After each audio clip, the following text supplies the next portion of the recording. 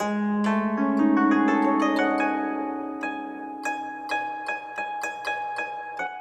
んにちは、こっとりです。ご視聴ありがとうございます。昨年2025年の映画界は国宝がとにかくすごかったですね。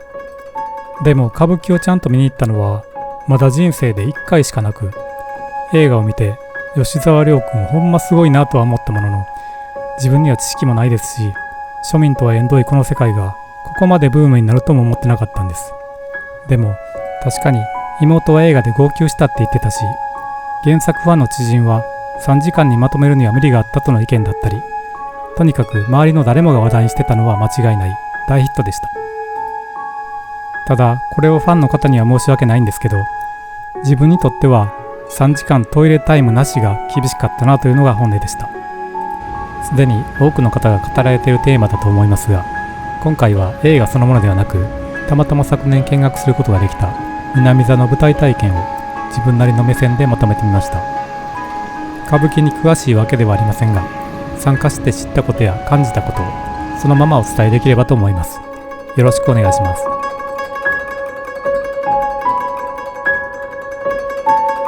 鴨川から見ると、四条大橋を渡って川端通りを越えた南側、こちらが京都四条南座です。京都は歌舞伎の発祥の地と言われていて、昔はこの辺りにもっとたくさん芝居小屋があったらしいんですけど、何度も火事に見舞われたりしてだんだん減っていって、やがて北座と南座の2つだけになり、明治の中頃にはついにこの南座だけになったそうです。南座では歌舞伎をより身近に感じてもらう取り組みとして、定期的に舞台体験ツアーが開催されています。公演のない期間に一般客が舞台に上がったり、場内を見学することができます。昨年の夏、これに参加してきました。場内はこんな風に2階3階まで提灯でくるっと囲まれている感じがいいですね。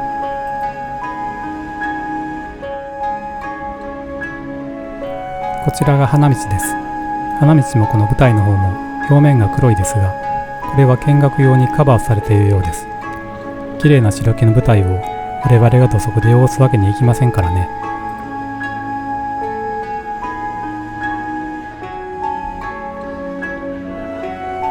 アールデコ様式のシャンデリアは宇宙を表現した装飾模様なんだそうです。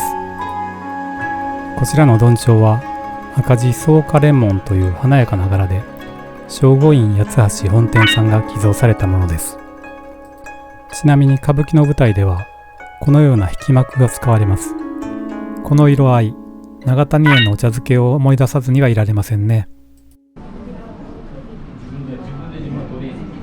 廊下の照明もアールデコ様式のデザインとなっております。ではこれから花道を歩かせてもらいます。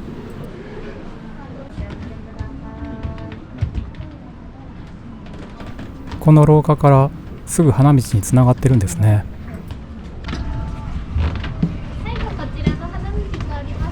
花道の上から見るととても客席が近いというのがわかります。また歩くとヒノキの木のきしみ音も少し聞こえますね。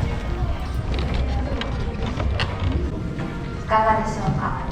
客席から見るのとでは見え方が大きく違うと思います。まずは回り舞台の体験。どうぞお願いいたします。この回り舞台は今から約270年前に大阪道頓堀の門座という劇場で並木正座という歌舞伎作者が駒を参考に考案いたしました。回り舞台は大道具をスムーズに転換するということ以上に歌舞伎演出の可能性を大きく広げました。また今回はお客様をご案内するために舞台はこのように黒いシートを貼っておりますが、実際の南座の舞台は木曽のヒノキを使用した全面ヒノキ割りのいわゆるヒノキ舞台でございます。どうぞ写真や動画をお撮りください。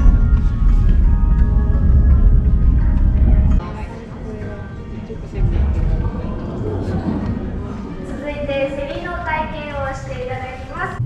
そして競りの仕掛け。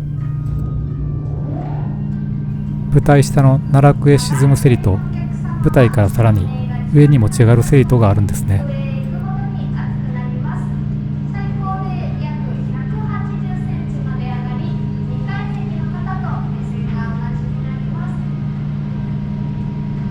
ちなみに舞台の下を奈落と呼びますが、これは仏教用語から来ています。地獄みたいな意味で、確かにどん底のことを奈落の底って言いますよね。そしてその奈落から舞台上へ。もちろん昔は全部人力だったと思いますが、ここでは全て機械化されています。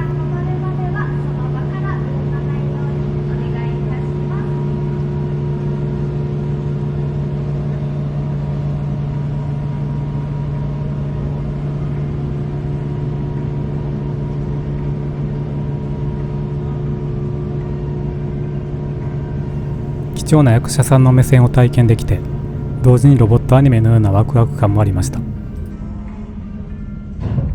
搬入搬出がここから行っています。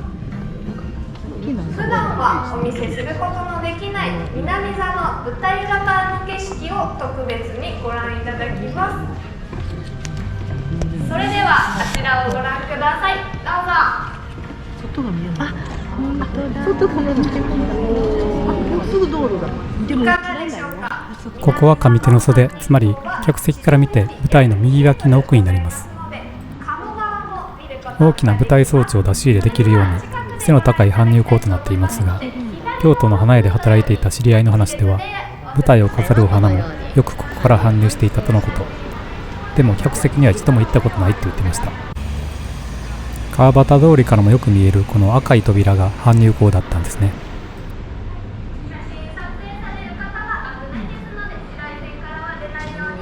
舞台で使う大道具や台車などがこの辺りに置かれています。それではどんちょうを下ろしてください。お願いします。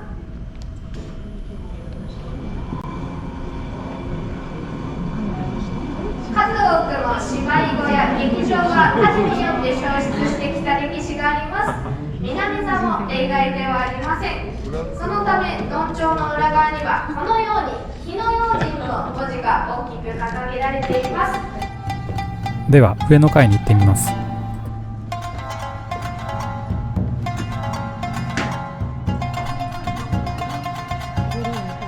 こちらが2階席です。2階正面の列は舞台全体が一番よく見える特等席ということです。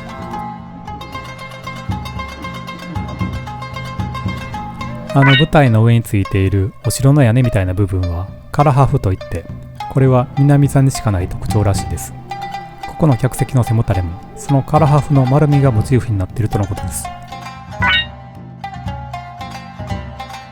2階席でもこの形ですね。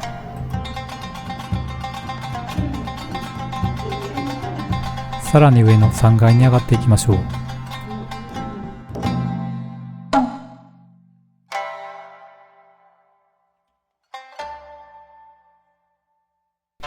3階まで来ると天井も迫ってきて、だいぶ高いな、怖いなという感じです。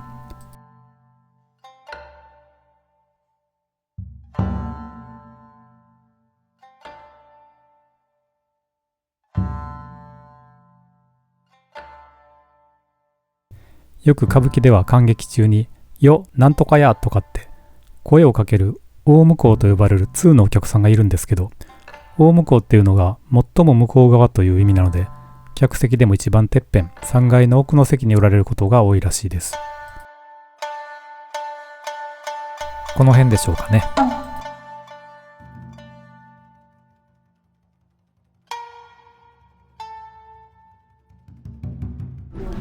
1階の両サイドにあるのが有名な桟敷席です。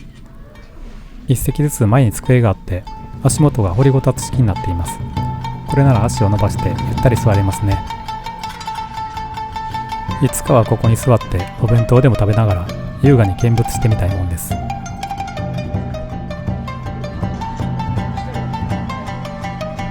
ここに注意書きがありますが、前のめりになってはダメってことですね。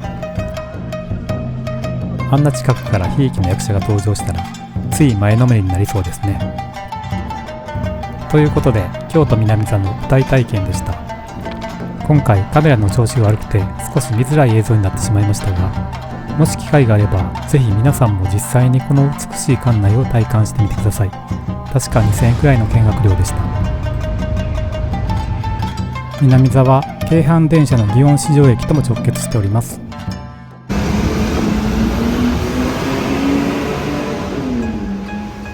ところで、実は私の唯一の歌舞伎体験は大阪の松竹座でした。残念ながらその松竹座は近く閉館すると聞いています。映画国宝をきっかけに歌舞伎に興味を持った方も多いと思いますが、もしまだ生の舞台を見たことがないという方がおられたら、ぜひ一度は劇場へ足を運ばれることをお勧めします。もちろん映画より少しチケット代は張りますけど、損はないです。あの空気の震え、生の迫力は映像の先を行く感動です。初心者にも分かりやすい、親しみやすい演目もされています。敷居が高いと二の足を踏んでいた私が、国宝以前に知識ゼロで見て感動できたのだから間違いありません。現代の日本のエンタメの大元だと思います。ぜひ肌で感じてみてください。トイレ休憩もありますよ。さて、今回のこっとりチャンネルいかがだったでしょうか。このチャンネルはちょこっと懐かしいをテーマに、時代を感じさせる古いものやゆかりのある場所を紹介しています。地味ですが丁寧がモットーのチャンネルです。見失わないように高評価やチャンネル登録をしていただけるとめちゃめちゃ励みになります。では最後までご覧いただきありがとうございました。